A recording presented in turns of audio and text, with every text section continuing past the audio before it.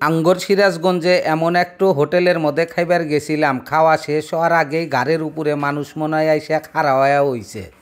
Table ফাঁকা হলি অবি পয়সা পড়ব, না হলি সিট পাওয়া যায় না। গেছিলাম বাজা গোস্ত দিয়া চারটো ভাত খাওয়ার নেগা। গোস্তর মধ্যে কোনো ঝোল নাই। একটু হইতাছে বাস্তি বাস্তি কালা হয়ে গেছে, আর একটু লাল লাল আছে। টেবিল একটু ফাঁকা পাইলাম, বসি ভাত দিয়া গেছে একবারে ধোয়া উঠুই না। হাতে এক বাটি নিছি সেই কালা ভাজা গরুর গোস্ত। বাস্তি বাস্তি এমন কালার কালা হইছে। বাদ যখন ফ্রিজ আসিল না, মা কোরবানি ঈদের গোস্ত বাইজা বাইজা জাহার মধ্যে থুয়ে দিছে। ঘুরা ঘুরাই ওই এক পিস করে খাসি, হেবা হইতাছে কালা ভাজা। তে হাতে নিছি একটু সাইতান মাছের ভর্তা। তা সাইতান মাছের মধ্যে দেখি মরিচের চোষা বেশি। জালের ঠেলাই হুশ পারতেছি। দুই হ্যান ভাজা গোস্ত নিলাম। ভাজা গোস্ত খাওয়ার নেগে এতক্ষণ হইল খাড়া হয়ে ওসি। এইটা যদি আমি ফেরত যাই তাহলে আমার জীবনটাই বৃথা। গোস্তর মধ্যে কোনো রকম যে ঝোল, এল্লা ঝোলও পাইবেন না, এল্লা তেল তেল নাকবো। এই বাতের হাতে যদি আল্লাহ লবণ ছিটাইয়া ভাজা গোস্ত দিয়া যদি কামড় দেওয়া যায়, অসাম একটু ফিল। হাতে যদি একটু কাঁচামরিচ নেন তাহলে আরও ভালো নাকবো। ডাইলের একটু বাটিও দিছে, তা দেখলাম এর মধ্যে যদি ডাইল নেই তাহলে ভাজা গোস্তর কোনো স্বাদই পামু না। মনে হইল হেই ফিরা গেলাম 2000 সালের 98 সালের সময়কার।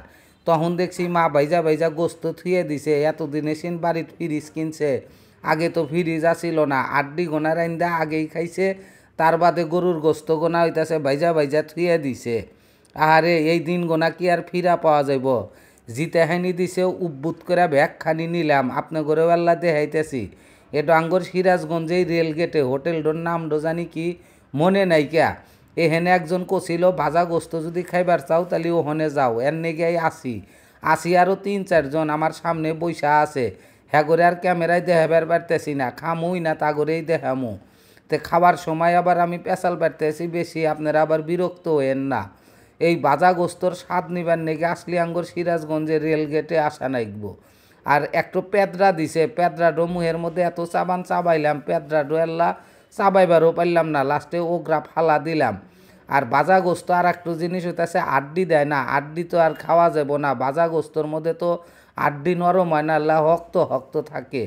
আর ভাজা গোস্তর মধ্যে যদি সলা সলা গোস্ত থাকে তাহলে আল্লাহ দাঁতের মধ্যে যায়। এখানকার গোস্ত গোনা দিছে এল্লা তেল তেল আলা, মুহের মধ্যে নেওয়ার হাতেই মনে হইতেছে গইলা যাইতেছে গা। কি যে স্বাদ করে খাইতেছি ভাই, বিশ্বাস করবেন ভাই।